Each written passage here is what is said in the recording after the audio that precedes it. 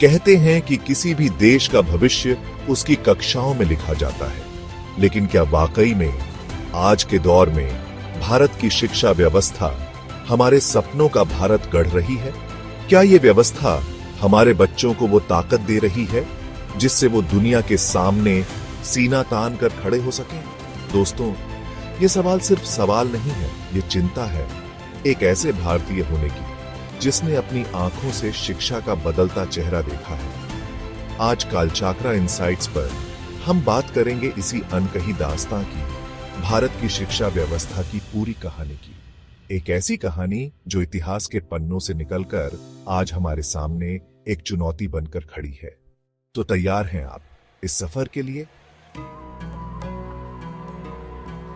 दोस्तों, जब हम भारत की शिक्षा व्यवस्था की बात करते हैं तो हमें इतिहास के उस दौर में भी झांकना होगा जब भारत विश्व गुरु कहलाता था।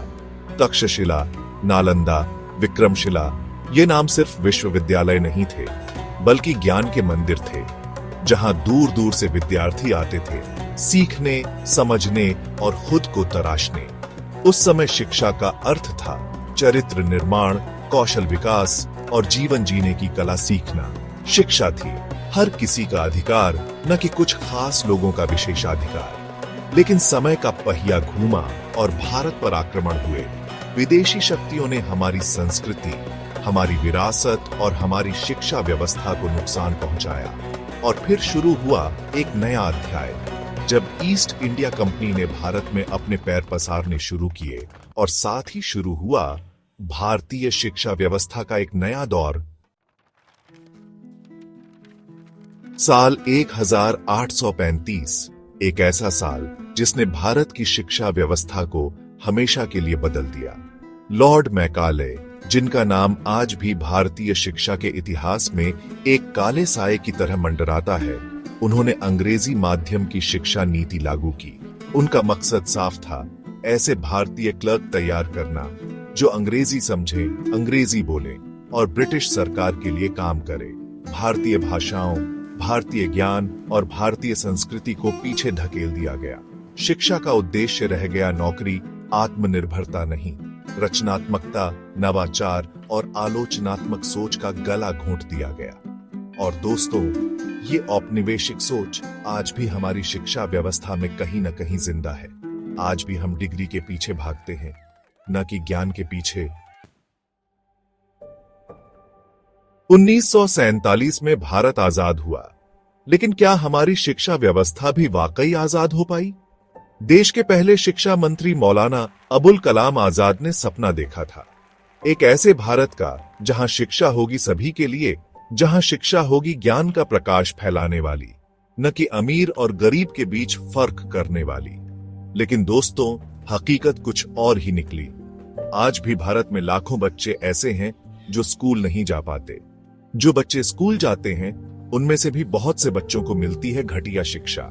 सरकारी स्कूलों की हालत तो हम सब जानते हैं, टूटी फूटी इमारतें, पर्याप्त शिक्षक नहीं और सुविधाओं का तो पूछो ही मत।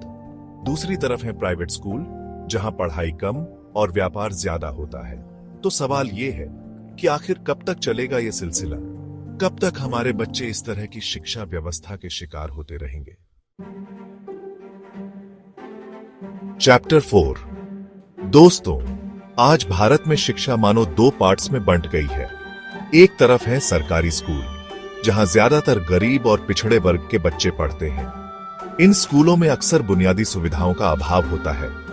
कई बार तो बच्चों को बैठने के लिए भी जगह नहीं होती, पीने का साफ पानी नहीं मिलता और शौचालय की तो बात ही छोड़ दीजिए। दूसरी तरफ है प्राइवेट स्कूल, जहां अमीर और अमीर होते जा रहे हैं। इन स्कूलों में हर तरह की सुविधाएं मौजूद होती हैं, ऐसी क्लासरूम, स्मार्ट बोर्ड, बड़ा सा खेल का मैदान और क्या नहीं।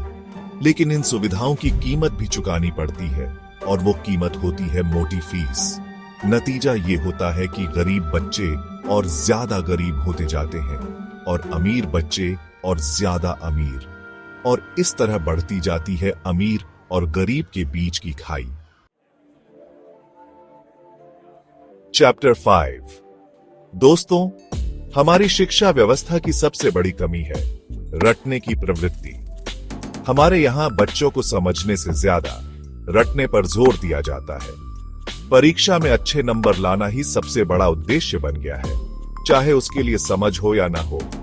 इस चक्कर में बच्चों की रचनात्मकता और सोचने समझने की क्षमता खत्म होती जा रही है।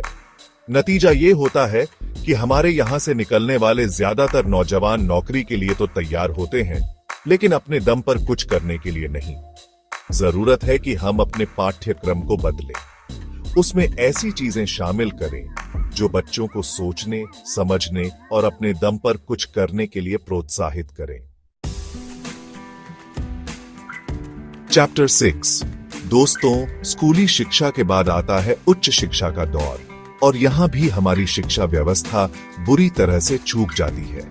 हर साल लाखों नौजवान इंजीनियरिंग, मेडिकल और मैनेजमेंट की डिग्रियां लेकर निकलते हैं, लेकिन उनमें से ज्यादातर नौकरी के लिए तैयार नहीं होते, क्योंकि उन्हें किताबों का ज्ञान तो होता है, लेकिन व्यावहारिक ज्ञान नहीं होता। उन्हें ये नहीं पता होता कि उनकी पढ़ाई का वास्तविक जीवन में क्या उपयोग है।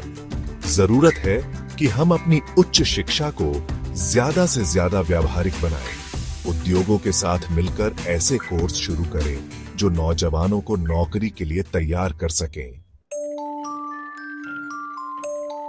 दोस्तों, किसी भी शिक्षा व्यवस्था की रीढ़ होते हैं शिक्षक, लेकिन आज खुद शिक्षक ही कई तरह की चुनौतियों से जूझ रहे हैं। कम वेतन, ज्यादा काम का बोझ और सरकार की तरफ से समर्थन का अभाव, ये कुछ ऐसी समस्याएं हैं जो शिक्षकों को परेशान कर रही हैं।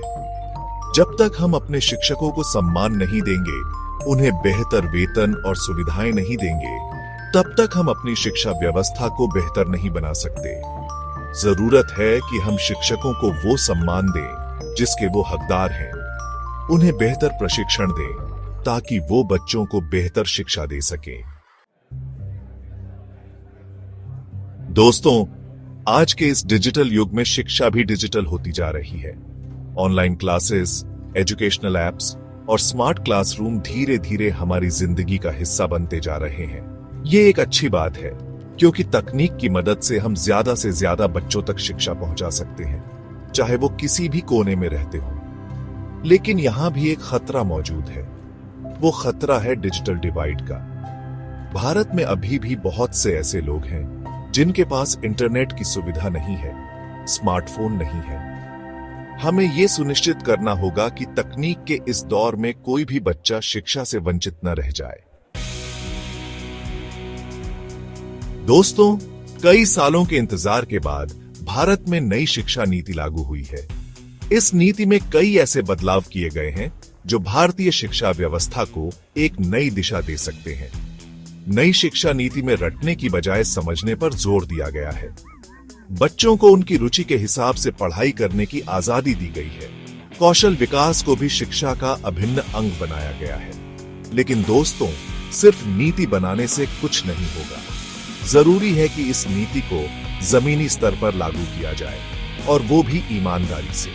अगर हम ये कर पाए तो मुझे पूरा यकीन है कि भारत एक बार फिर से विश्व गुरु बन सकता है। दोस्तों, शिक्षा एक ऐसा हथियार है जिससे हम अपने भविष्य को बदल सकते हैं। अगर हमें एक नया भारत बनाना है, एक ऐसा भारत जो शक्तिशाली हो, समृद्ध हो और सभी के लिए बराबर के अवसर लेकर आए, तो हमें अपनी शिक्षा व्यवस्था को मजबूत बनाना होगा।